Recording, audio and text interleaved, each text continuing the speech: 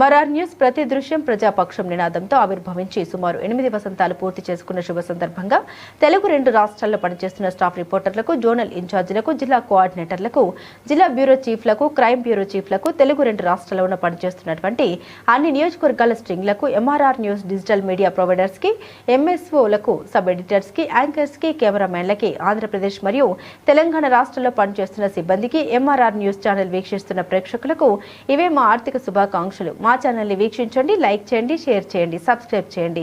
గ్రామీణ ప్రాంతం నుండి పట్టణాల వరకు ప్రతి సమస్యను అధికారుల దృష్టికి తీసుకెళ్లి సమస్య పరిష్కారానికి కృషి చేస్తున్న ఎంఆర్ఆర్ న్యూస్ ప్రతి దృశ్యం ప్రజాపక్షం నినాదంతో ఆరంభమై నేటికి 8 వసంతాలకు చేరువలో ఉన్న ఎంఆర్ఆర్ న్యూస్ ఛానల్ అతి త్వరలో విశాఖపట్నం, విజయవాడ, గుంటూరు, చిత్తూరు, నెల్లూరు, శ్రీకాకుళం, కర్నూలు, పల్నాడు జిల్లా, విజయనగరం, బాపట్ల, నల్లగొండ, హైదరాబాద్, నిర్మల్, ఆదిలాబాద్, సిద్దిపేట జిల్లాలో ప్రసారాలు టెలికాస్ట్ కానున్నాయని MRR news managing director M Raja తెలిపారు.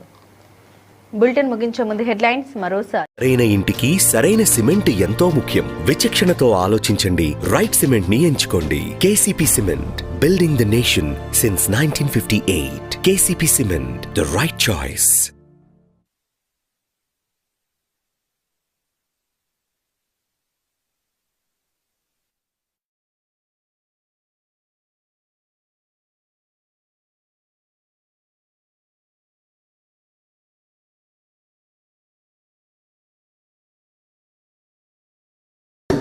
నడిచారు. పాదయాత్ర ముందల ఆర్డిటి గురించి విన్నా, కానీ పాదయాత్రలో ఆర్డిటి చేస్తున్న అద్భుతమైన కార్యక్రమాలు కల్లారా నేను చూసా. ఎప్పుడు కూడా బాగా గుర్తు.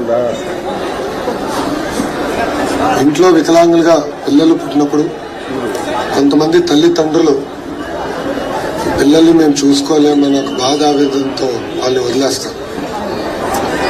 అలాంటి పిల్లల్ని సొంత బిడ్డల కన్నా అద్భుతంగా చూసుకునే ఒక ఆర్డిటి పాఠశాలకు నేను అక్కడ ఉన్న టీచర్లు ఆ పిల్లల్ని ఒక ప్రేమతో సొంత బిడ్డల కన్నా అద్భుతంగా చూస్తాం. నేను కల్లారా చూస్తాం.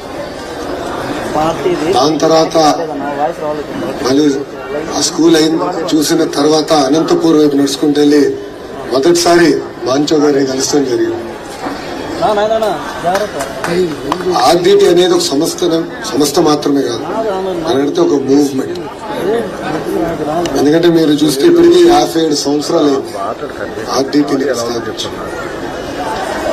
ఒక పక్కన పాఠశాలలు, ఇప్పుడే ఆసుపత్రి కూడా చూశారు, స్పోర్ట్స్ కానివ్వండి, నిరుపేద కుటుంబాలకి ఇల్లు కట్టించి వాళ్ళకి అందిస్తున్నా కానీ ఒక అద్భుతమైన సేవా కార్యక్రమాలు ఆ కుటుంబం చేస్తూ వచ్చు.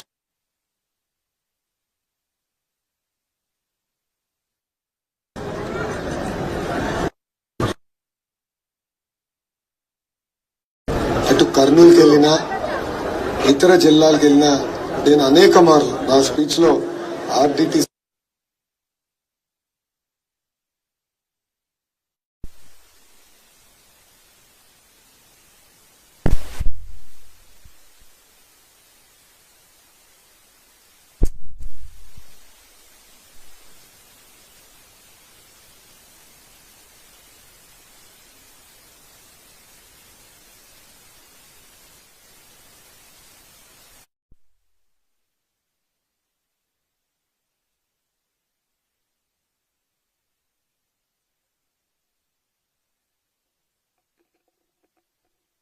రావాల్సిన లైసెన్స్ ఎన్డీఏ ప్రభుత్వం అందిస్తాం జరిగింది. ఇది మేము ఎందుకు ఒక పట్టుదలతో చేశామంటే అద్భుతమైన సేవా కార్యక్రమాలు చేస్తున్నారు. వెనుకపడిన జిల్లాని, ఒక ప్రాంతాన్ని దత్తక తీసుకుని ఇక్కడున్న ప్రజలందరినీ సొంత కుటుంబ సభ్యులుగా వాళ్ళు చూసి ఒక ప్రేమతో వాళ్ళ పలకరింపు, ఒక ప్రేమతో వాళ్ళందరినీ చూసుకుంటాం. ఇక్కడున్న ప్రజలందరికీ తెలిసిన విషయం. అందుకే ఈ వ్యవస్థకి మేము అండగా నిలబడ్డాం, ముందు కూడా నిలబడతాం. ఈరోజు మాంచో గారి తల్లిని కూడా కలుస్తాం జరిగింది. ఆమెకు చెప్పాం, మొదటిసారి మాంచో గారు కలిసినప్పుడు నాకన్నా అద్భుతమైన తెలుగులో ఆయన మాట్లాడారు.